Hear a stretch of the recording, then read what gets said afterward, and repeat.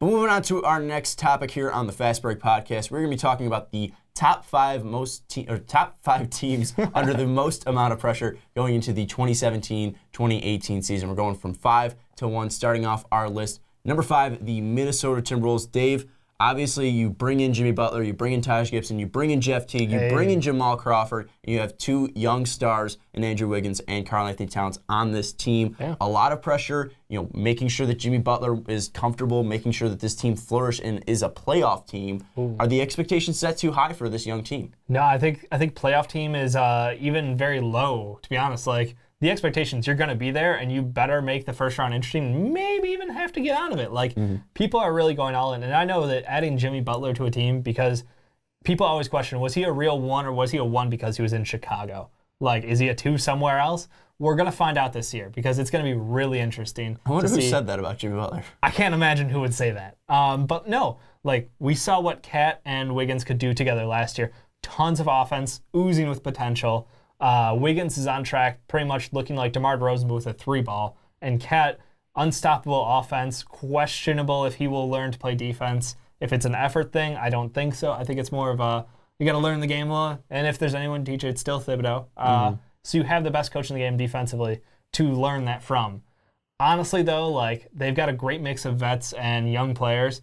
Like, they're primed to go. The question is this year the year they can get out of the first round? Because a lot of people are picking them as like a dark horse to knock us off somebody in the first round. And that's somebody as Ricky Widmer is. Yep. He had the Timberwolves beating the Spurs in round 1 of our NBA playoff predictions. But I look at this, and yes, you can look at the stats for Karl-Anthony Towns and say defensively he was terrible, and that's fine. But you still look at this team was playing down by a lot. They were getting blown out, so why even stop anybody defensively? Like, why put the extra effort in? I just feel like that with Jimmy Butler, Taj Gibson, having this veteran presence that really wasn't there last year, I just feel like Karl-Anthony Towns, he is too athletic, he is too big not to be good defensively. It's not like he's slow. Right, it's not like a jaw problem. It's not like he's slow. It's not like he's, has a lack of wingspan. Yeah. He is athletic, one of the most athletic bigs in the NBA today. I just feel like it can come to him. And like you said, playing alongside Taj Gibson, who was and is still fantastic defensively, and playing under Tom Thibodeau, it's got to come along for him at some point. And I feel like this year can be this year. And with all of these expectations, I mean, the Timberwolves are easy the 5th team that are under the most amount of pressure. Absolutely, so, agree. Moving on to the 4th team, we got the Boston Celtics up here. 4 new starters for the Celtics in this lineup. You have second-year Jaylen Brown. You have rookie Jason Tatum, adding in Kyrie Irving, bringing in Marcus Morris from the Detroit Pistons. Yeah. You have Al Horford, and you also have the big signing of Gordon Hayward. So a lot of moving pieces there for Boston. You have always said that they even overachieved last year. I mean, absolutely. Is this going to be a team that meets their expectations of making the finals? Oh, that is tough because, look, you mentioned it. 4 new starters coming in this year. Al Horford's going to try to hold down the fort. The biggest question is, how will this offense flow? How will the defense flow? Because everybody's got to learn it. It's not like Al Horford is exactly the linchpin of that team. Yeah, they ran pick and roll a lot last year for IT, but this is going to be a totally different offense. Kyrie Irving's going to have the ball in his hands. Gordon Hayward's going to have the ball in his hands. Expect to see a whole different game out of this Celtics team. I think that the expectations are that they beat the Cavs. In their own minds, like, if they don't beat the Cavs, has all this been like, and I get it, you have a second-year player in Jaylen Brown, you have a rookie in Jason Tatum, who, again, amazingly young, talented players, but you have to expect that they're going to make mistakes. They're just more prone to it. It's going to happen.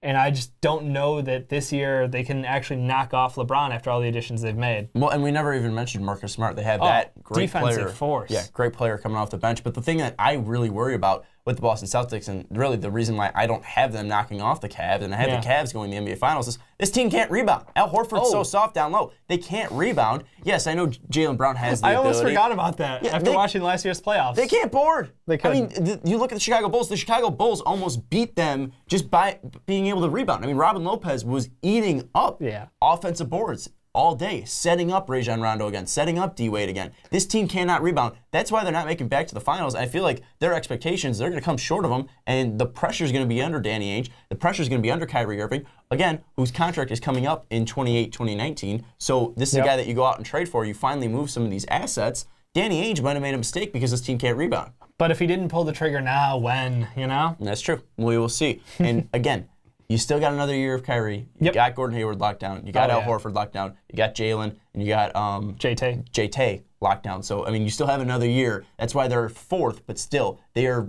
4 out of 30 teams. So, a lot of pressure on the Boston Celtics. Moving to the 3rd team, a team that I was really, trying to push Dave to really say they are under the most pressure. The New Orleans Pelicans. Looking at this as a team that traded for DeMarcus Cousins last year. You have the best front court in the NBA, but what does the best front court give you, Dave? It gives you a shot to knock out any team because no one can defend that. But does it give you a shot to make the playoffs? Absolutely. Absolutely. If they're not in playoff shape by the All-Star break, Boogie's gone. Like, panic button hit, we're freaking out. Like, I think last year we got to see a little bit of a sample of what they could do together. And honestly, like, things started to gel and it looked good. And then they go back and they add Rondo, one of the best passing point guards, one of the smartest point guards in the league. I know you get a lot of shit because he had bad experiences with head coaches who were very strong with the way they felt the game should be run. Or loose with Fred Hoiberg. Well, Hoiberg was a whole different problem. But no, Rondo can run the offense. Rondo can run the defense. I'm not worried about that at all. It's how well can they abuse having 2 bigs on the floor who can both play amazing defense, who can both stretch the floor. And honestly, they both have pretty good hands as far as passing is concerned. So, like, they're just a matchup nightmare for every team. It's how close can, Drew Holiday and Rondo keep other teams' guards because we know how bad the West is with guards. Like, it's just loaded. And where's the shooting coming from? It's coming from Anthony Davis putting up, you can't, 25 a night. It's coming from Boogie putting up 25 a night. But if you're able to have 2 bigs that can stop those guys or slow them down, and you have an offense that can put pressure on them on the outside with their guards and wings. Who can slow down Anthony Davis? Who can But if they're the only way you slow that team down is by fouling Boogie out.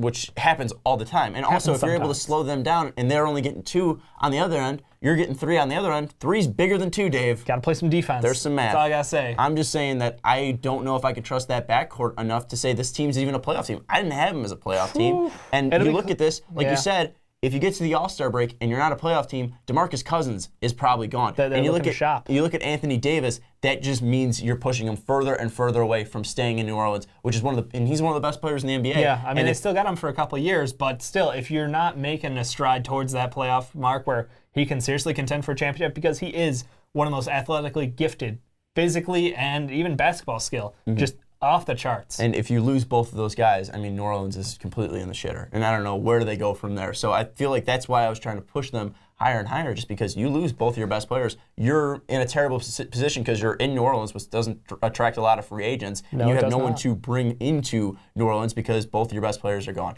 Let's move on to the team under the 2nd most amount of pressure, and that's the Oklahoma City Thunder, bringing in Carmelo Anthony, bringing in Paul George.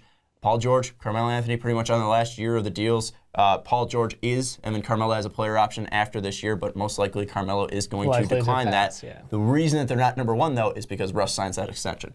Yeah, that was a saving grace for them. I mean, Presti, this has been the greatest offseason ever, I'm pretty sure. The way he pulled strings to get all this team together, I don't know how he did it, but they are still, there's a high chance that they lose 2 All-Stars in one season. I mean, that's just...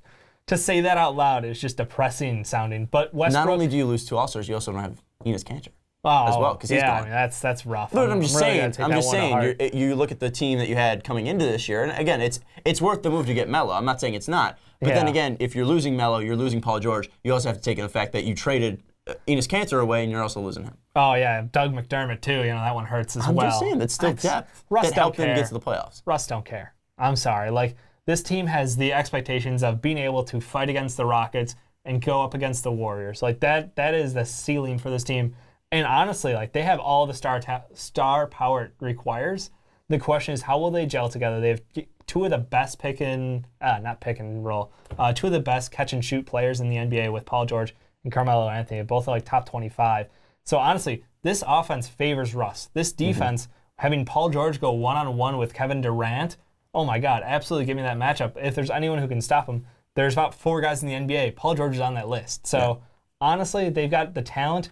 The question is, what happens when things don't click? Well, and Russ has been a lockdown defender as well. So you hope with a better team around him and better guys around him that he'll want to play up. And if they don't click, I mean, you're going to lose Carmelo Anthony, you're going to lose Paul George. So this great offseason is only one offseason for Sam Presti, and it's not a legacy that you're building in Oklahoma City. Not saying that Sam Presti hasn't done a phenomenal job, because he has. Could shock us all. They could go to the finals. They could re-sign people. I think it's the biggest thing is if they will re-sign them. And obviously their performance against the Warriors and against the Rockets and against the Spurs too. Don't want to count them out. Oh, absolutely. But let's go to the final team under the most amount of pressure. It's the Cleveland Cavaliers. Looking at this, you might, after the season, if you don't meet your expectations of beating the Golden State Warriors or at least taking them to 7 or 6, you might be losing the best player of the past decade and the best player in the NBA right now, LeBron James. Yeah, I mean, it's crazy to think that, a team coming off of back-to-back finals, if you don't get back there again and look good, LeBron's done. Like, I'm sorry, he's taking his talents to somewhere else.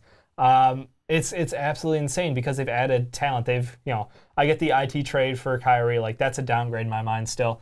But you bring in Derrick Rose, you bring in Dwayne Wade, you get the right guys around him who can play iso ball while LeBron's not on the floor, which means that offense continues to roll. And it is a downgrade from IT to Kyrie, but you still bring in Jay Crowder. You still bring in picks, which you still bring in a pick too, which you can possibly move to get more depth on the team, which is ridiculous to say. Who's to say they're done? I mean, that's the problem is in 1 year they could go from NBA Finals to a 21 team because they're going to lose everybody. And imagine if they do trade that Brooklyn pick away and try to get another piece and still don't win the finals. I mean, not only are you losing a pick for the future, you're losing LeBron James, you're losing IT, you're losing Derrick Rose. This team completely crumbles. Yeah, I mean, it's a truly all-in year for the Cavs, and I think that they're gambling on the right man. If anyone can do it, it is LeBron James. If LeBron James, for LeBron James to stay, the Cleveland Cavaliers need to do what? At the least, because obviously a finals will probably make him stay. Yeah, it's gonna be a finals win, and at the least it would probably be a finals with 2 wins. All right, so they at least need to take him to 6, because if they get it 4-1, no, I'm sorry, that it's off the tables. Tell us what you think of our list down in the comments below. Do you agree that the Cavs have the most pressure on them going into the 2016 or 2017-2018 NBA season?